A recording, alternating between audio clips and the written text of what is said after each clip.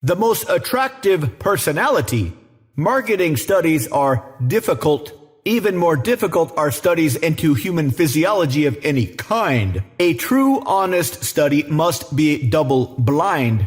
This is because we humans communicate a lot even when we don't want to. A doctor who knows which are the real pills and which are the placebos will give the pills differently. And since this subconscious communication is strong enough to be picked up on by the patients, it messes up the data. And the patients need to truly not know which is the placebo and which is the actual pill. But even in carefully controlled double-blind studies, it's still not quite pure. Imagine you are a test patient. The doctor doesn't know, and you don't know if you're getting a placebo or a real pill. But as soon as you feel something, even if it's imaginary, you might attribute that something to the real pill. As soon as your confirmation bias decides it's the real pill, the real placebo effect will kick in. And if this test is in any way based on verbal feedback, the data is questionable. On the other hand, if it's something that they can measure from a test, then it's much more accurate of a study. Marketing tests are the same. You have to watch people when they don't know they are being watched, or set up some kind of fake test within which is the real test.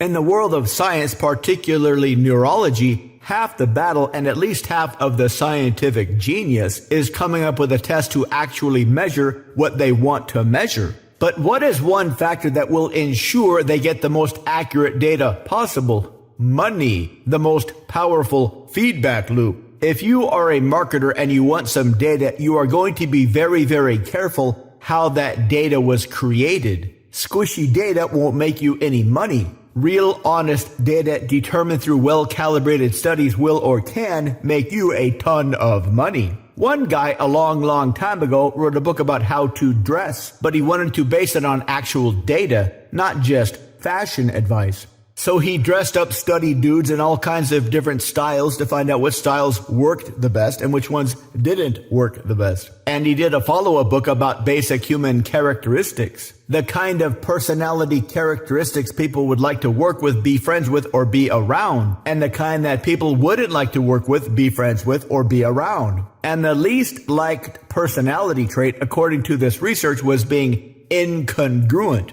Of saying one thing but having the body language and frame that was the opposite. A way to think about this is the stereotypical sleazy salesperson. They are pretending to be friendly to create rapport, etc., but they are incongruent. They give off creepy vibes. The opposite is also true. The more congruent you are, the more you'll naturally vibe with people.